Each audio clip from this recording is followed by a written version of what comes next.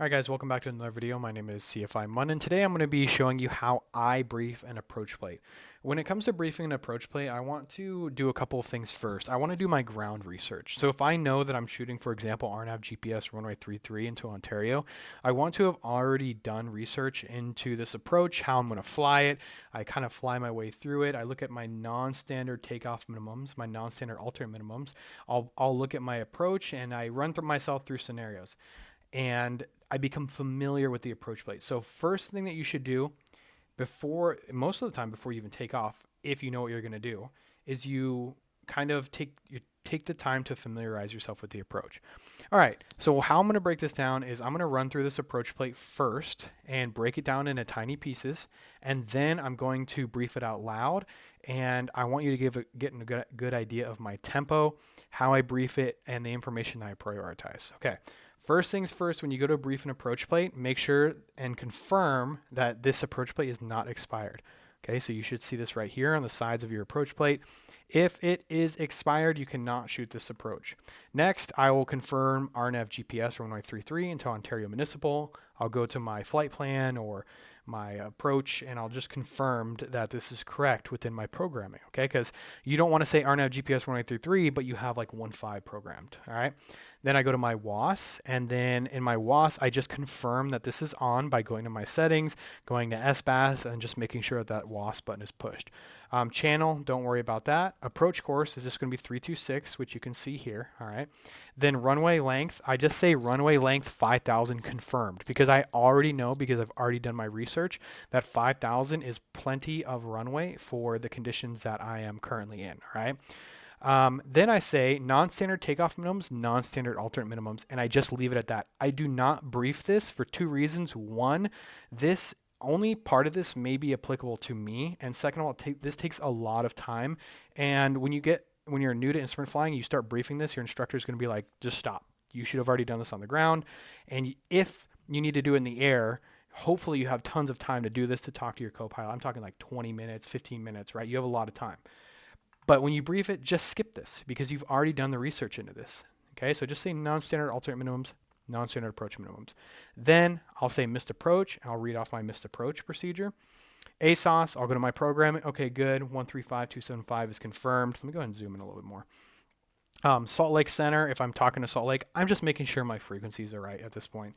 1228 Unicom is loaded, CTAF.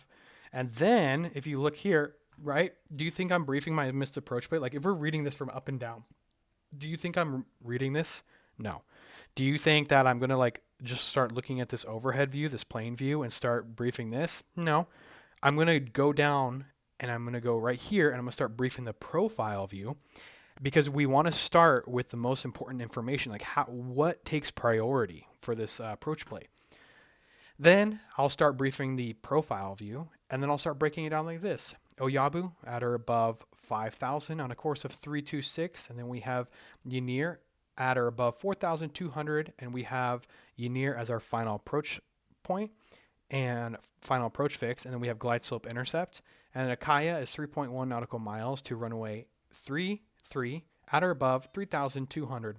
Then we have a VDP, which is non-applicable to our precision approach, which is 1 nautical mile away from runway 33. I wouldn't even mention that because you're planning on shooting a precision in this scenario that we're doing today. So VDP only applies to non-precision. Then I say RNAV runway 33 missed approach point. Okay, so now we know our missed approach point is runway 33. If you see these little asterisks here, this only applies to LNAV. So pay attention to these little asterisks, okay? Then I'll say LPV minimums, decision altitude is 2,443. And then I'll go ahead and like program that depending on which phase of flight I'm in. And then what I like to say is, okay, if our LNAV fails, we're going to probably have to use LNAV VNAV decision altitudes. If our WAS fails or something, GPS, we lose a satellite, then I'm going to be using my LNAV minimums, and that is 2,560. And then if I do a circling approach to runway 15, we're going to use 2,060. Boom. Approach plate is done. That's it. I have now briefed my approach plate. Okay, so I'm kind of prioritizing information here, what's most pertinent to flight depending on time and depending on how much research I've done on the ground. But really just that's how I break it down. All right, now what I'm going to do is I'm going to break this down real time for you, and this is how my briefs actually sound, okay? This is how they sound every single time I break this down. Sometimes if I go into like an airport where the approach is more complex or I'm unfamiliar, then I'll take more time, um, just a little bit, all right? But I always go into every airport knowing that I'm going to shoot certain approaches, and I've done the research on the ground beforehand, or I flew them in my simulator or something. All right, let's pretend as if we are outside of Parmo, and I have plenty of time to brief this approach plate. All right, approach plate not expired. RNAV GPS runway 33. Boom, look at my programming confirmed. Ontario Municipal. WAS confirmed. Approach course of 326. Runway length confirmed 5,000. Good check. Non-standard takeoff minimums, non-standard alternate minimums. Missed approach, climb to 9,000, direct empty, and on a track of 327, a hovel and hold. Continue climb and hold 9,000. ASOS 135275 confirmed. Salt Lake Center 128.05 confirmed. Unicom 1228 will switch after Parmo or after Yanir. Minimum safe altitude runway 33, 25 nautical mile radius from the airport is 7,500.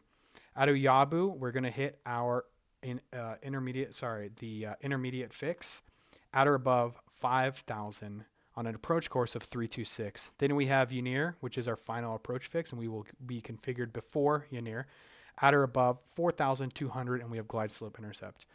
Then we have Akaya is 3.1 nautical miles to runway 33 at or above 3,200. Then missed approach point, runway 33. LPV minimums, decision altitude is 2,443. If we get LNAV VNAV, it's 2,443. If we get LNAV, and we have a minimum descent altitude of 2,560. Our circling minimums is 2,760. That's it. Okay. Approach is briefed. We've recited all pertinent information. Notice how I left out information like this because of what I explained earlier. And that's it, guys. That's how to brief an approach plate. We can go ahead and do one more if you guys want. And we'll do the RNAV GPS Yankee for runway 10 left. I actually haven't looked at this yet. Okay, so this is how I would brief this if I've never shot this approach before and assuming that I had time, all right? All right, approach plate. First thing we do, check. Non-expired. It doesn't expire until the 5th of September. RNAV GPS Yankee runway 10 left is confirmed at Boise. WAS confirmed. Approach course is going to be 102. Runway length 10,000 confirmed. Radar required for procedure entry confirmed. We have radar. Non-standard takeoff minimums, non-standard alternate minimums. Missed approach, climb to 7,300 direct Phoebes. Then on track 125 to Canuck, and hold. ATIS confirmed. Big Sky approach confirmed. Boise Tower, we will load. Ground control, we will load. Clearance delivery, we will load. Minimum safe altitude for runway 10 left, 25 nautical mile radius from the airport at 9,400. All right. At or above, we want to approach Jimmy at or above 6,000 and below 7,000 on approach course of 102. At McGee, we have glide slope intercept at or above 4,500. McGee is our final approach fix, and we will be configured before McGee. Then we have a missed approach point, runway 10 left, and we have LPV minimums. Decision altitude is 3,044. If we get LNAV, VNAV, our decision altitude, our DAs, 3,197. If we get LNAV, we have a minimum descent altitude of 3,320. If we need to get our circling minimums, that is 3,440. And that's it. The approach plate is briefed, and then if we wanted to, we can go right here, and then we could brief the missed approach procedure again. We could talk about how we're going to approach this, when we're going to make our decision, just get on the same page with my co-pilot. All right, but that's how you brief it. You don't need to spend a lot of time on approach plates. You can break it down pretty simply if you are prepared. But remember, a good instrument approach starts on the ground. All right, so you should have everything loaded before you even get up in the air. assuming you know what you're going to shoot, which isn't always the case. All right. Have a good one, guys.